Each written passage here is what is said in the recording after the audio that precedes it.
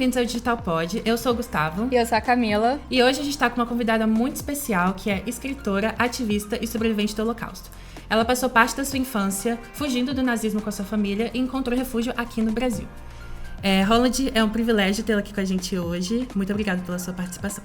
Obrigado pelo convite. Estou muito feliz de estar aqui com vocês e espero corresponder às expectativas. Com certeza.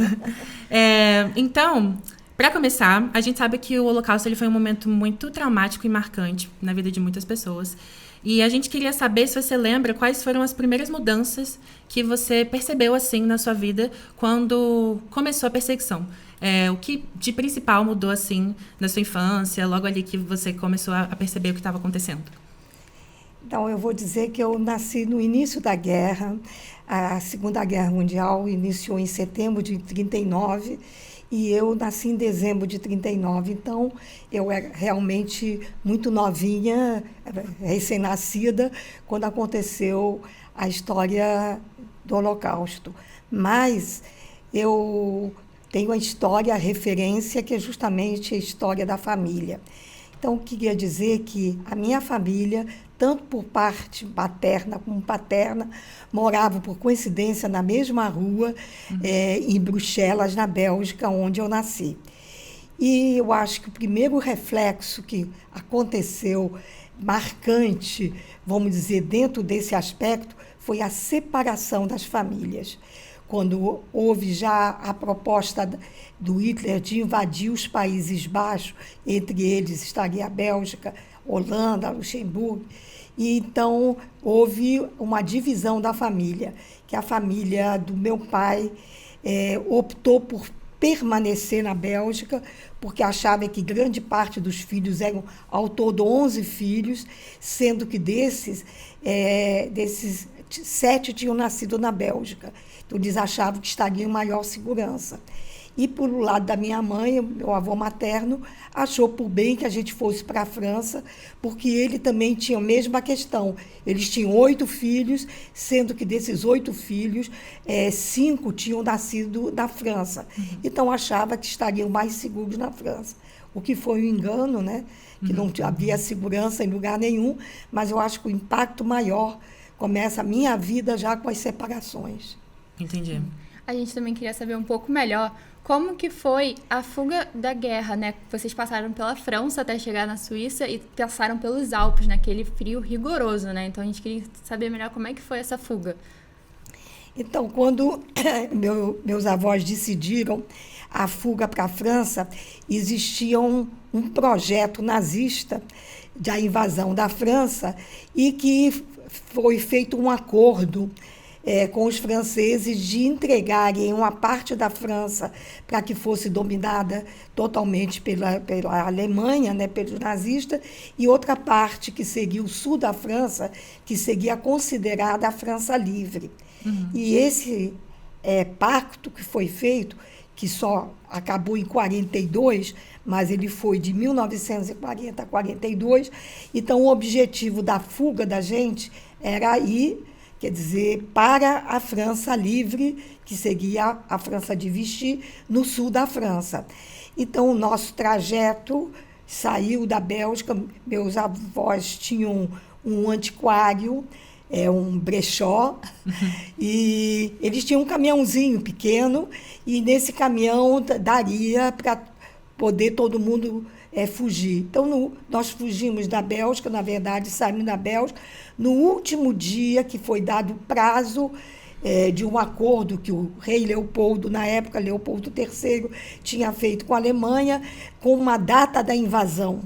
Não, a gente vai deixar vocês entrarem, mas me dá uma data que era para poder liberar quem não quiser ficar sob o domínio nazista, quiser sair.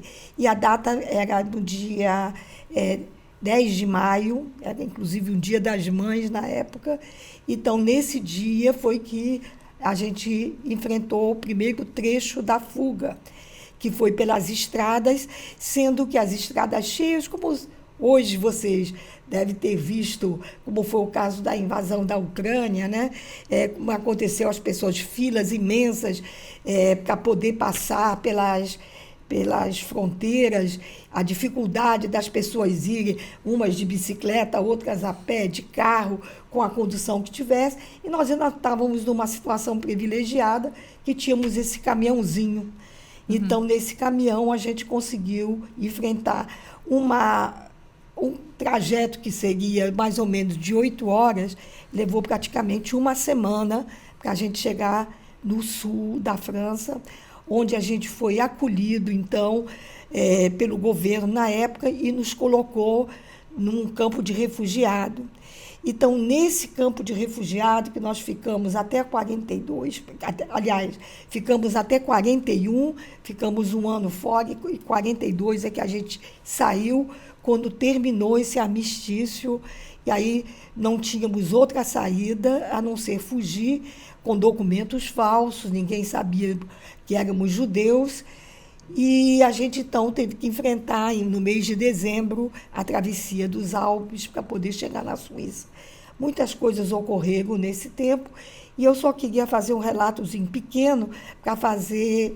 Eu escrevi 2 livros, né?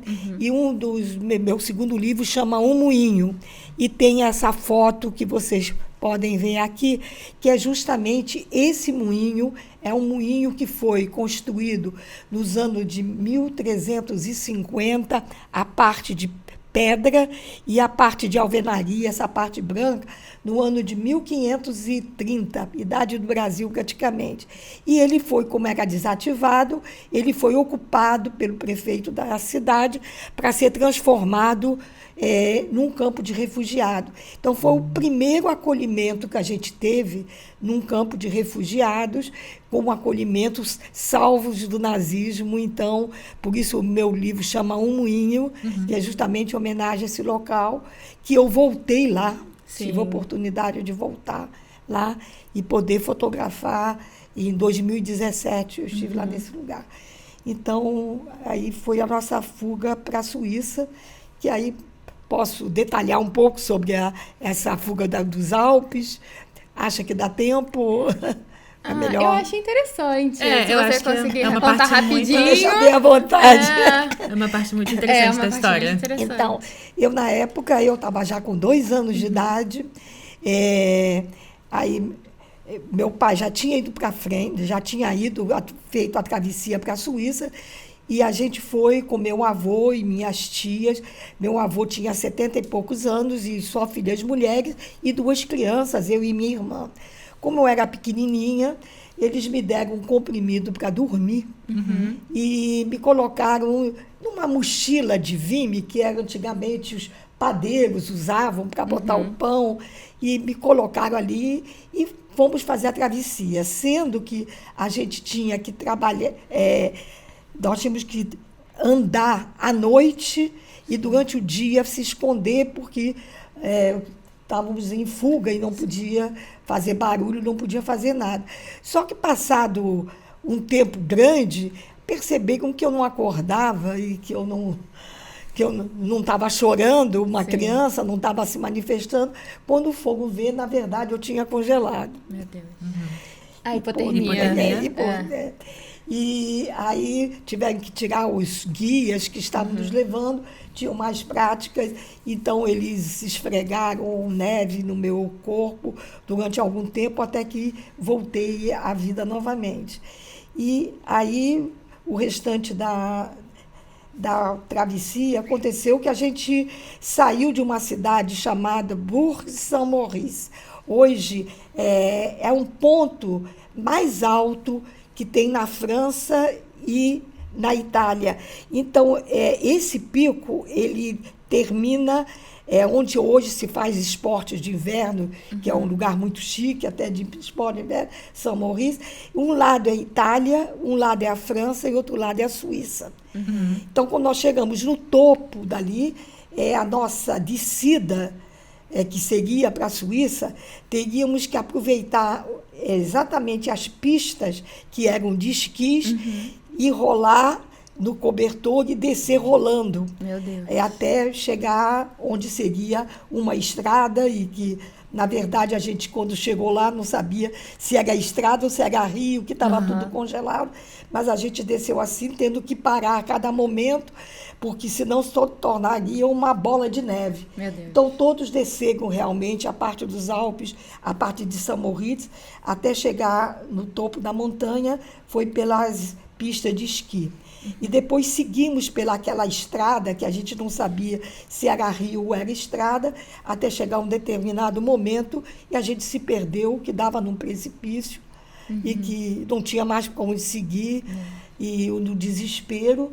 Aí aconteceram vários fatos, mas minha tia disse assim, não adianta, a gente vai morrer aqui, então é melhor, essa travessia levou quatro noites e 3 dias. Sim. Então, nós vamos morrer aqui, é melhor gritar que seja Itália, que seja França, que seja Suíça, mas não, senão a gente vai morrer aqui. Sim. E começou a gritar por socorro, e aí, nesse momento, eles escutaram um retorno.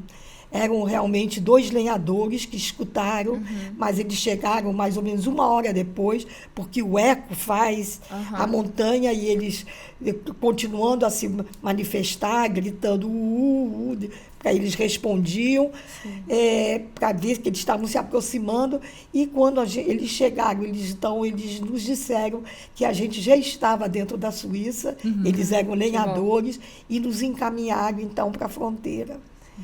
Então, essa foi a nossa chegada na Suíça. Que bom. Entendi.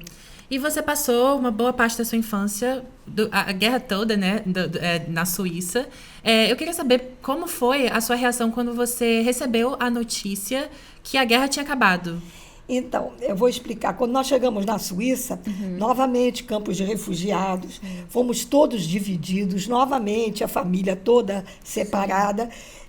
Ainda não tinha, minha mãe ainda não tinha encontrado meu pai, que já tinha ido na frente, e a gente não tinha condição de viver dentro daquele campo de refugiados que eles tinham oferecido, mas a Cruz Vermelha Suíça apareceu lá e disse que tinham voluntários, famílias suíças voluntários que ficariam com as crianças. Mas era muito difícil para cada um, já tinha perdido pai, mãe, irmão, já tinha de tantas divisões, ainda os pais se separarem dos filhos, era uma coisa muito cruel. Mas mesmo assim a minha mãe concordou, e aí minha irmã foi para uma família e eu fui para uma outra família, onde eu fui, foram meus pais adotivos, foram realmente os pais que eu entendi, que me dei conta de que seriam os meus pais verdadeiros. Sim. Eu achei que esses eram meus pais. Eu tinha 2 anos na época, me acostumei com eles, sabia que tinha pai, mãe, irmã, tios que estavam ali, porque eles falavam isso para mim não esquecer, mas eu não tinha um convívio, meu convívio era só com eles. Sim. E aí eu sabia que no dia que acabasse a guerra, eu teria que voltar para os meus pais verdadeiros, que para mim eram pessoas estranhas. E aí, nesse momento, quando termina a guerra, que acontece uma festa dentro da cidade, todo mundo cantando, todo mundo indo para a rua dançar, com bandeiras, uma festa imensa, todo mundo alegre, e eu chorava. Eu e meu pai adotivo, eu me lembro eu no colo dele chorando, porque eu sabia que aquilo representava mais uma separação na minha vida, e eu teria que me separar deles. E foi, eu acho que, o momento mais cruel toda da minha vida, que eu tenho esses traumas, justamente essas separações e tudo, foi a partir do momento quando meus pais vieram me buscar e tivemos que voltar para a Bélgica, que tinha acabado a guerra. Então, a guerra acabou, um momento feliz, era uma coisa alegre, mas eu, criança, eu estava muito infeliz, porque eu sabia que, enquanto a guerra durasse, eu estaria com eles. E que a guerra acabando seria mais uma separação. Então, foi uma situação muito complicada. Sim. E vocês chegando na Bélgica e vendo o estado que estava pós-guerra, esse momento gerou traumas para você e para sua família também? Ver o estado realmente que estava? Então, esse momento que a gente volta para a Bélgica é um momento, assim, vamos dizer, mais triste na vida da minha família nuclear, tanto por parte da minha mãe como por parte do meu pai. Porque nesse momento que a gente volta para a Bélgica, uma Bélgica totalmente, Bruxelas totalmente destruída, a gente não sabia exatamente onde estava a família, quem estava, e começou a procura de saber dos sobreviventes e o que aconteceu com a família. Foi aí que meu pai descobriu que a mãe dele, a minha avó, com um dos irmãos mais novos, eles tinham sido presos pela Gestapo, levados para Malines, na Bélgica, e de lá levados para Auschwitz, onde eles morreram ao chegar. Mais 3 irmãos do meu pai também foram para Auschwitz, sendo que uma sobreviveu, que era a minha tia Sara, e ela escreveu até um livro depois sobre isso. Ela praticamente foi no final da guerra que ela foi presa, foi em 1944, por isso que ela sobreviveu, que já estava no final da guerra. E os outros faleceram, todos morreram. E por parte da minha mãe, a mesma coisa. A gente toma conhecimento de 3 irmãos da minha mãe que também tinham sido levados para Auschwitz e morreram. Então, os traumas da nossa chegada na Bélgica foi uma coisa muito cruel. A gente tomar conhecimento da destruição da família, o que tinha acontecido, como nós tínhamos sido atingidos pelo nazismo, então, nesse momento. E aí meu pai começa a pensar numa condição de voltar, de sair da Bélgica e imigrar para algum lugar. Mas não havia país nenhum que aceitasse imigração. Os Estados Unidos foram o primeiro país a aceitar uma imigração, mas não como uma política do governo. Ele permitiu que os judeus que fossem para os Estados Unidos, se eles tivessem parentes, um irmão, um tio, um pai, um irmão, que assumissem eles. Então, a imigração para os Estados Unidos foi feita pela comunidade judaica que recebeu seus parentes. Não foi pelo governo que estava dando acolhida. Não foi dessa maneira. Familiar, né, realmente. Depois, o segundo país a abrir imigração foi o Canadá. E meu pai tinha irmãos menores, eu tenho tios mais ou menos na mesma idade do que eu.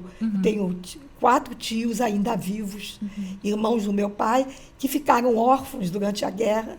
E meu pai conseguiu localizá-los, mas daí estavam em instituições, porque ninguém podia ficar com eles. E o Canadá abriu, então, para 1.300 crianças órfãos para serem adotados no Canadá. Assim, esses meus tios foram adotados por famílias no Canadá, hoje vivem em Vancouver, e aí, mais uma vez, separações de famílias e tudo. E aí vem a nossa imigração para o Brasil, que eu acho que tem uma pergunta. Sim, exatamente. A gente queria saber um pouquinho como foi essa imigração sua aqui para o Brasil, se você puder falar um pouquinho sobre como foi os primeiros anos da sua vida aqui, mas a gente também queria saber principalmente como foi as lutas pela ditadura militar, pela democracia e as lutas democráticas no geral. Então, eu vou dizer, é uma história muito engraçada que eu vou contar para vocês, está no meu livro, mas realmente aconteceu.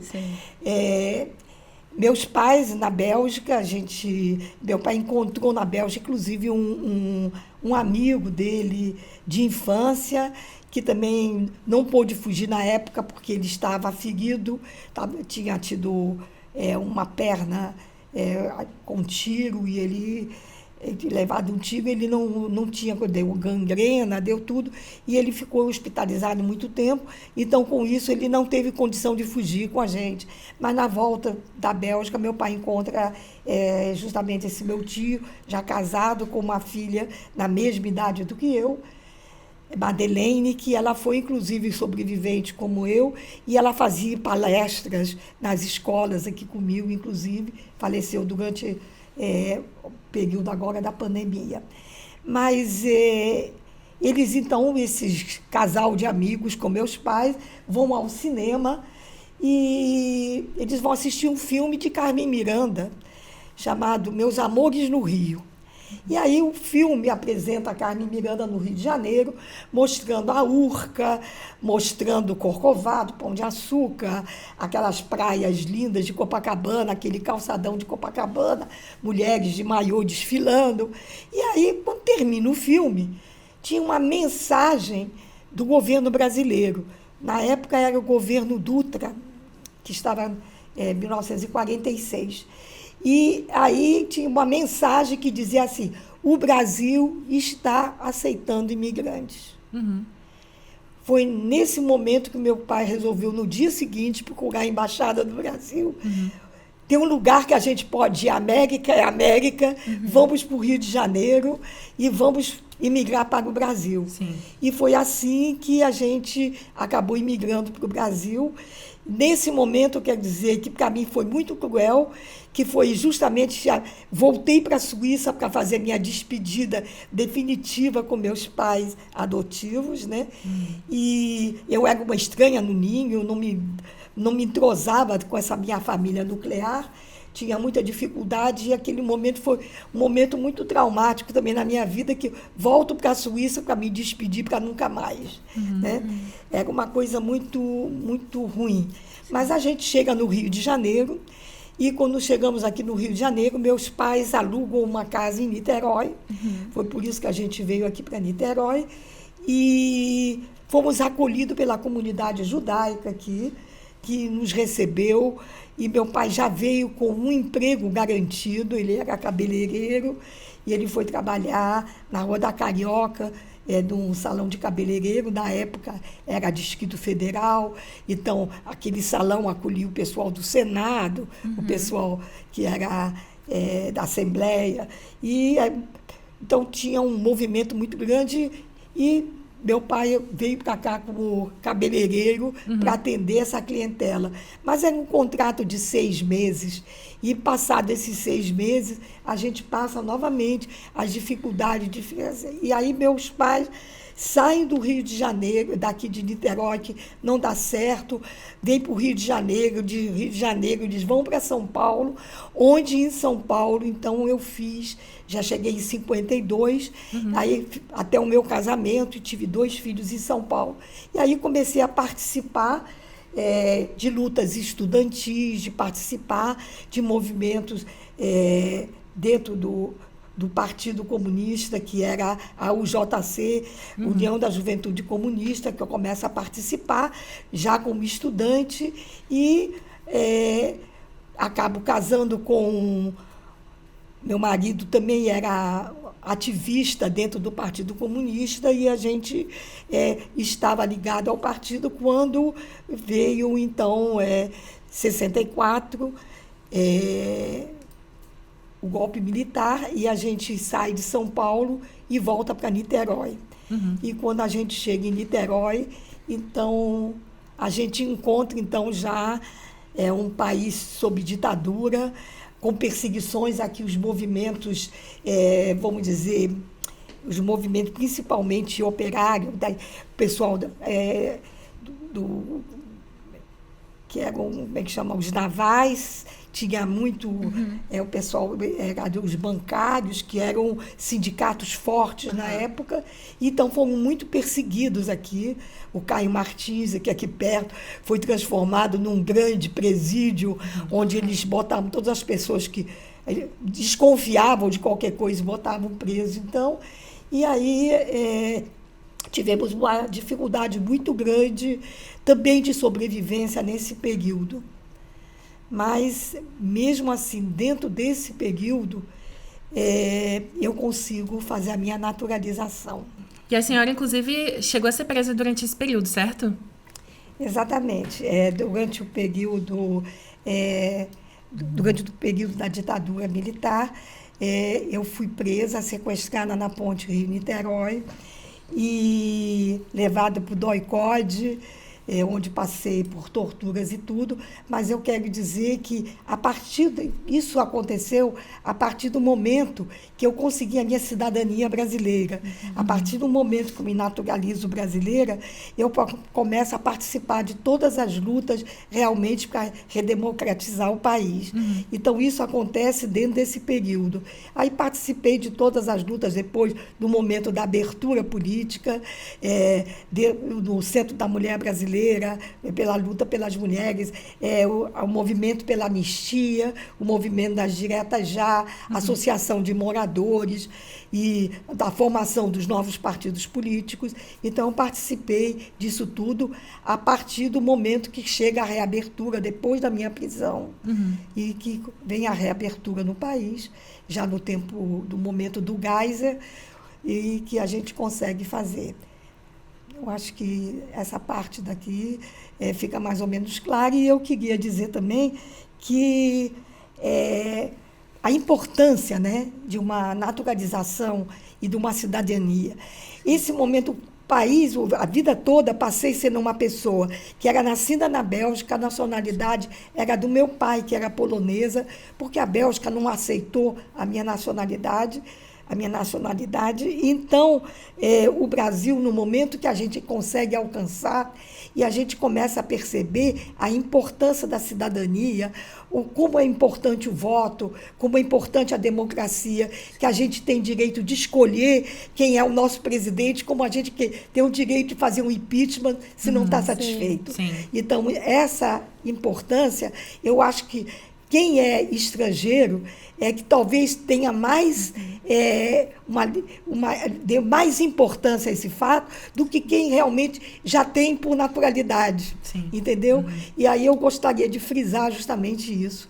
E também dizer para vocês da importância de eu poder fazer esses relatos aqui como sobrevivente. Hoje eu sou a caçulinha entre os sobreviventes existentes, que a maioria desses que tinham braço tatuado, que passaram por campos de concentração, esses, infelizmente, já faleceram. Então, de certa maneira, é uma coisa meio que inédita, uma coisa assim, eu acho que, de certa maneira, é um privilégio para vocês terem a oportunidade de falar com uma sobrevivente. Nossa, com Que certeza. daqui 5 anos, certeza. talvez não tenha mais. Com certeza. Não, acho que eu nunca imaginei. Tipo, quando sim. a Sofia falou, eu falei, meu Deus, que incrível, né? Tipo, compartilhar da sua história, né? Conhecer a sua história com tanta riqueza de detalhe é muito importante pra gente. É algo que a gente estuda e a gente não teve contato direto com uma pessoa. Então, é realmente muito importante. Sim. E por último, a gente queria saber como que é pra você a perspectiva da natureza humana, porque você passou por muita violência e muita crueldade, mas também tiveram pessoas que te ajudaram nessa trajetória, né, que te mostraram uma solidariedade. Então, como que é para você isso? Olha, eu fui criada, eu acho que o tempo todo aprendendo a ser solidária. Eu acho que quem sobreviveu a esse Holocausto, com certeza, ele teve solidariedade, pessoas que se arriscaram, pessoas que se arriscaram justamente para dar a sobrevida a essas pessoas, escondendo, ou de uma forma ou de outra.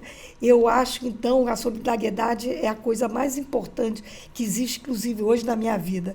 Sou uma pessoa muito solidária por causa disso, porque eu tento passar para os outros aquilo que eu recebi, o que é muito importante.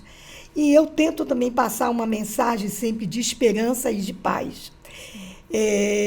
Eu tenho uma frase que está ali no Memorial do Holocausto, que até eu aproveito para convidar quem não conhece, conhecer lá no Morro do Pasmado, no Rio de Janeiro, um Memorial do Holocausto.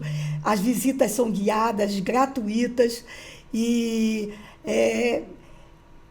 se não me engano, é de quinta a domingo.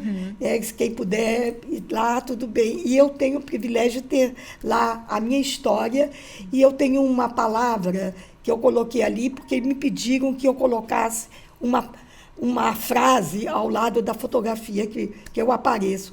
E eu usei a frase que não me pertence a um senhor que morreu com mais de 100 anos e que falou isso para mim, e eu entendi o que ele queria dizer com isso. Então, a palavra é vida, é vida. Então, quer dizer, vida é vida por quê? Porque enquanto há vida, você pode se arrepender. Enquanto há vida, você pode mudar as coisas para melhor. Enquanto há vida, há esperança. Então, as coisas podem mudar a partir da vida. E aí eu só posso dizer para vocês que eu posso terminar isso aqui só dizendo a palavra que todo sobrevivente diz, né? Que é holocausto nunca mais. Sim. Sim, perfeito. Sim. Fiquei tão emocionada que eu nem sei agora o que eu tenho que falar.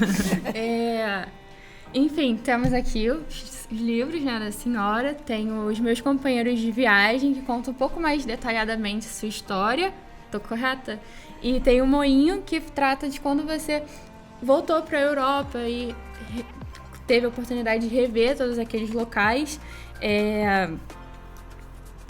A gente consegue encontrar na editora Letra Capital esses livros, então para quem quiser. Bom, ficamos por aqui e a gente te agradece imensamente. Muito obrigado pela participação. Eu que agradeço a vocês a oportunidade e agradeço ao público que me ouviu aqui, que teve paciência de me escutar até o final. Sim, mas essa história é muito importante, ela retrata muita força, muita superação e muita bondade. Então a gente realmente está muito grato de ter essa companhia aqui com a gente hoje e para todo mundo que gostou de assistir. Até o próximo Digital Pod. Eu que agradeço a vocês.